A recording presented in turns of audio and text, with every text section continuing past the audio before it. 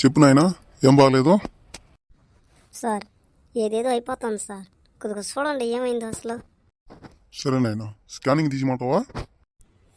తీయండి సార్. సరే, అట్లా పుడుకో అయితే. ఊర్రే, వాళ్ళు స్టైల్గా పుడుకున్నావా? ఇంతవరకు ఎప్పుడు చూడలేదు మా పేషెంట్లు అట్లా పుడుకున్నాగా. నేను పడుకునే స్టైలే అట్లాంటిది కానీ ముందు ఏమైందో చూడు.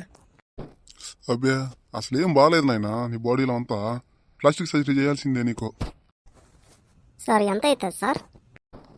అవుతుంది నాయనా, తక్కువలో తక్కువ ఒక 3 లక్షలు. ఇదంతా వద్దు కానీ సారు, ప్లాస్టిక్ నేనే తెచ్చేసుకుంటా కానీ ఒక 10,000కి చేసేయండి సారు. అట్లా చేయడం కుదరదు నాయనా. ఇవ్వండి సారు. మీరు కానీ కుదరదు అన్నారు అనుకో, నాకు కోపం వచ్చేస్తుంది చెప్తున్నాను. కోపం వచ్చిందంటే నేను అసలు మనిషినే కాదు, ఏం చేస్తున్నా కూడా నాకే తెలీదు. అబ్బా, నువ్వు ఏమన్నా చేసుకున్నాయినా, నీ కోపం వచ్చినా ఏం వచ్చినా కూడా ఈడ చేయడం అంటే చేయదు. 3 లక్షలు ఎత్తుకొని వస్తేనే నీకు ప్లాస్టిక్ సర్జరీ. అది ఎందుకు నాయనా కత్తి తీసినావో?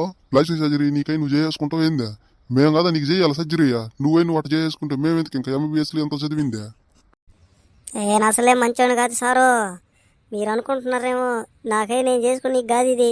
నాకు కానీ మీరు చేయకపోతే నీకు చేస్తాను ఇప్పుడు ప్లాస్టిక్ సర్జరీ నేను. చేసేదే లేదు నాయనా, 3 లక్షలు పట్టుకొస్తేనే. ఈడెట్నే మాట్లాడుతూ ఉంటాడు, ఏ ఈరుడికి ప్లాస్టిక్ సర్జరీయా?